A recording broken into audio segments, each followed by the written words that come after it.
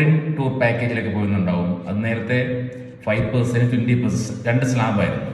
ഇനി അത് മാറ്റി 2%ലേക്ക് മാറ്റുകയാണ്. എത്ര എമൗണ്ട് ആയാലും ഫോറിൻ പാക്കേജിനാണെങ്കിൽ 2% TCS അടച്ചതിന് ശേഷം നമുക്ക് എമൗണ്ട് ട്രാൻസ്ഫർ ചെയ്തിട്ട് പുറത്തേക്ക് പോകുന്നുള്ളൂ. അടുത്ത എഡ്യൂക്കേഷൻ ലോൺ.